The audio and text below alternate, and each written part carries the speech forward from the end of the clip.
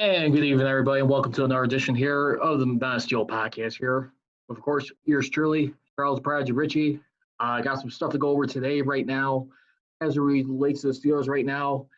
Franchise tag deadline for any long-term contract extensions were due today at 4 p.m. Eastern Time. We're going to get to Bud Dupree in just a minute, and we're going to explain what happened here for those of you tuning in, and what's going to mean for like the next year or two.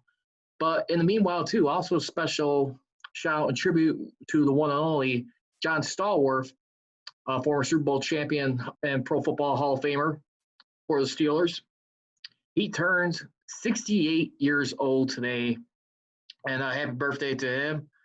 Definitely anyone from that 70s class right there. Always an honorable and notable player. If you guys want to be part of the Mass Steel Podcast today, make sure to dial up the number. It is 312-209-2232. Again, that number, if you guys want to ask any questions or send me a text throughout the show, that is 312-209-2232. You can also follow me on Twitter and Instagram at Prodigy Richey, at OnDeckCSR.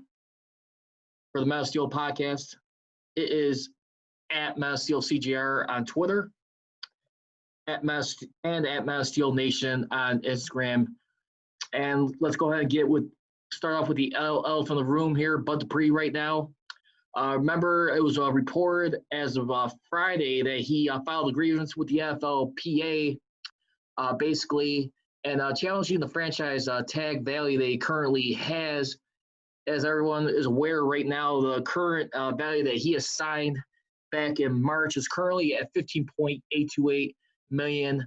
And according to sites like a Pro Football Focus, and of course, you also got Next Generation Stats, it shows that Bud Dupree has been lining up, at least from most of the stats that have been recorded on him, he has been lining up as an edge rusher.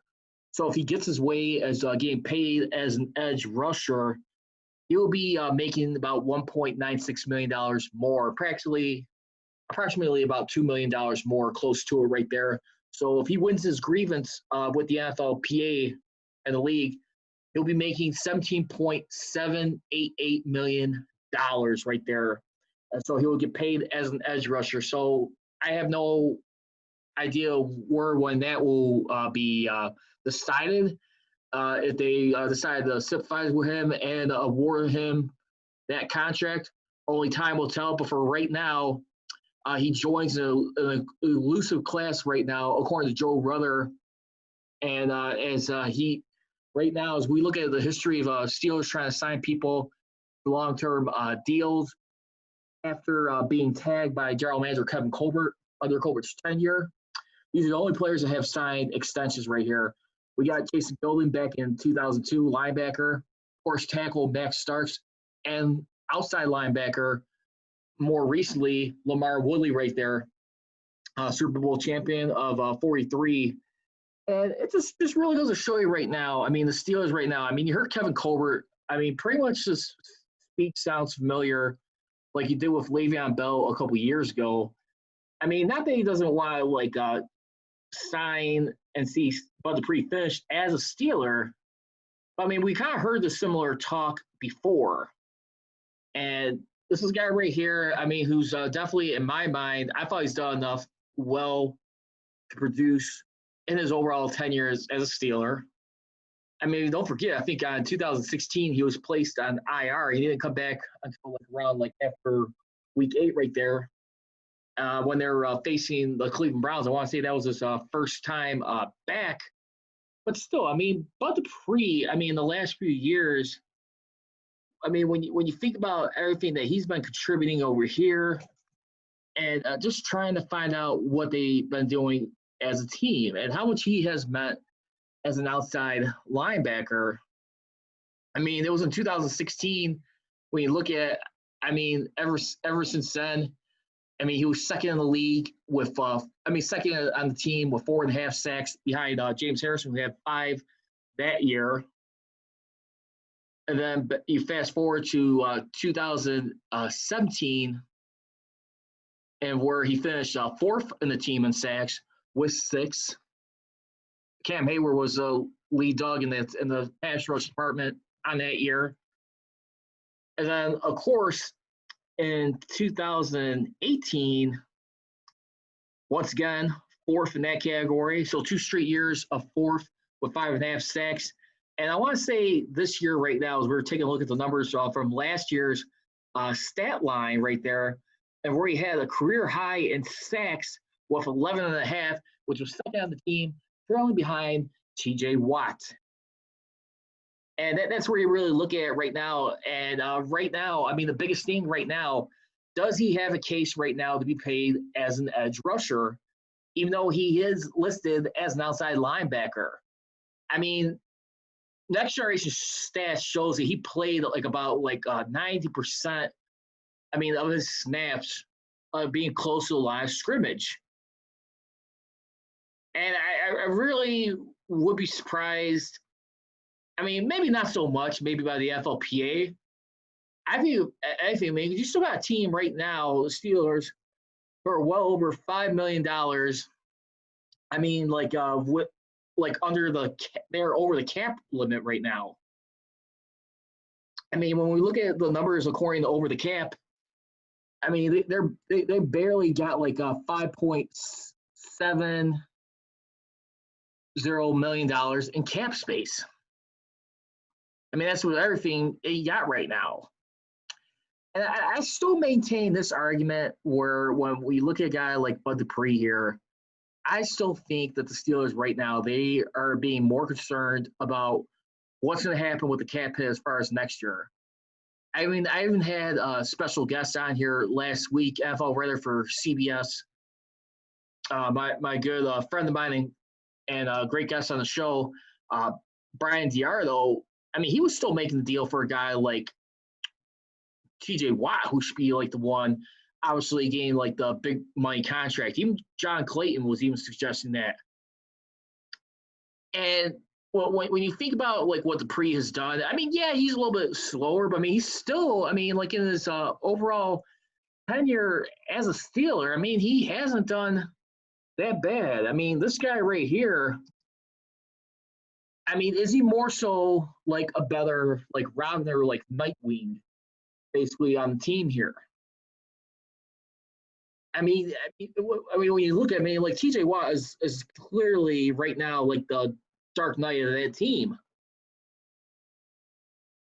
And look, I mean, like I said, I mean, he 2016 was probably like the only like knock year. I mean, that he had a little bit of a slight against him, but he was able to come back down the stretch and help big. I mean, despite starting in 4 hours remaining 7 games in the season, 4.5 sacks right there.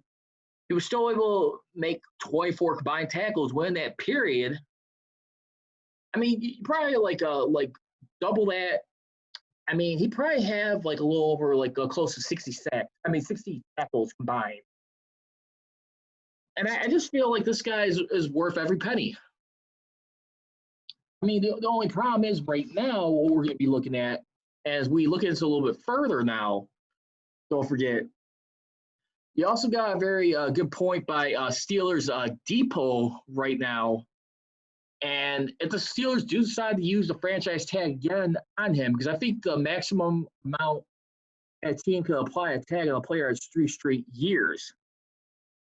I mean, so with that being ahead, basically he'd be like right now, tag would be equivalent of 120% increase over what his 2020 tag amount was, or the franchise tag amount for 2021, whichever is higher. So if that's the case, I mean, they do decide to tag him. Let's just say he he stays at the $15.828 million. His cap year for the following season will be at $18.9936 million. So close to $19 million right there. So you'd be having at least close to like a $4 million swing the following year. And that's where we stand at with Bud Dupree. I know there's been pretty skepticism on him if he is worth that much money for such a long time. I mean, obviously see the kind of beast that TJ Watt is and what he's been able to do. I mean, and considering potential defensive player of the year candidate, both of them, I mean, pretty much candidates, but I mean, more so TJ Watt than anyone. I mean, who almost like pretty much willed that team to the playoffs with his efforts towards the end of last year. And I just feel like that's where you got to look at right now, because you're going to be looking at two guys and like, what I could probably see happening, they'll probably end up giving maybe TJ Watt his big money deal next year. They'll probably tag Bud Dupree once again for a second straight year. We'll be getting paid close to $19 million. I just feel like TJ Watt, he's gonna be looking at guys. I mean, where it's like Chandler Jones of the Cardinals, or like other guys. I mean, like in his class. I mean, when you think about like what the season has been. I mean, when you look at like the top guys who finished in the NFL in sacks, I mean, that year, as we take a look at last year's right now, I mean, when we look at everything when it comes to like the sacks, the forced fumbles and everything, I mean, TJ Watt finished fifth in that category. They'll probably be looking to get like somewhere around like Chandler Jones or Cam Jordan money right there. I mean, like two phenomenal guys right there. You also got Daniel Hunter on the Vikings. So what do you think, Steeler Nation? What do you think you anticipate happening the following year? Do you feel like that Bud Dupree gets tagged for the second straight year and he gets paid about 120% more, or Steelers don't tag him and he goes into free agency? Because now the only part of this too with that, I mean, where we could be a little testy right there, if they decide to apply any of the tags, remember the tag options you also got available too. I mean, which I would think would probably be like the most reasonable scenario. I would probably like looking to see if you could do like the non-exclusive franchise tag. And the non-exclusive franchise tag, just a reminder, what that does, it like compensates a player for like the previous top 5 salaries in the league or 120% more. Player can still negotiate with other teams, but if the Steelers do decide not to match the offer, they can get 2 first-round draft picks awarded to them. Whereas as an exclusive franchise tag is pretty much the same deal. The only difference is the player cannot negotiate with any other team. Then you also got the transition tag too. So with the exclusive franchise tag, one difference also too to add to that. Not only can they not negotiate with another team, but you also, right there, you have the current top 5 largest salaries of that year. And the transition tag, basically the top 10 contracts of that current year. The player could still negotiate with other teams. And the Steelers, which, by the way, in either case, they'll have the right of first refusal. They refuse not to match an offer, they get no compensation. And that's where we're looking at right now. So, I mean, like right there, I mean, those are situations that we are looking at right now. And plus, too, I mean, those are some like dangerous tip of the iceberg scenarios right there. So, Bud Dupree, I definitely feel like he is a guy that is worth it. And when we look at it right now, I mean, I would definitely like to see what happens in that regard. But anyway, I definitely want to hear your thoughts right now. Again, there has been no deal made as we currently look at it right now. As we look at it for this time, those Steelers will have to wait until like the beginning of the next offseason, which is usually the start of the new league year in 2021, which is usually shortly after St. Patty's Day. Yeah, if you guys want, feel free and comment. You can follow me on social media. You can follow me on Twitter and Instagram at Prodigy Richey, On Deck CSR for the Men of Steel podcast. On Twitter, it is at Men of Steel CJR. On Instagram, it is at Men of Steel Nation. And tomorrow, I'm going to be looking to get back Brian Diardo on here tomorrow. We're going to recap some other free agency notes from around the league as it relates to the franchise tag. We'll try and get his thoughts on what does this mean for guys like Bud Dupree and, of course, TJ Watt. I mean, is either one of them goners after after this season? Do they not sign back? I mean, what are the chances of TJ Watt? I mean, is he going to get paid royally? Or is he another guy that the Steelers may decide to tag again?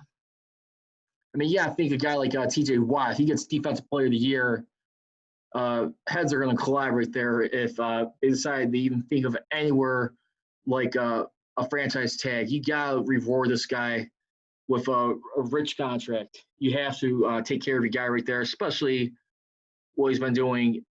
And not only that, too. I mean, he's got a long ways, but I mean, still, little by little, he's just becoming one of the big engines on that defensive front. I mean, considering just being lined up as an outside linebacker. Now, I'm sure kind of like in the case, too, like with Bud Dupree, more so like an edge rusher. I mean, let's face it. I mean, it's like the Steelers, for the last 7 years, they went from the Killer Bs to now the Killer Ds right now with this defense. Everything that you got at your disposal right there, and see what they can do as far as like next season goes.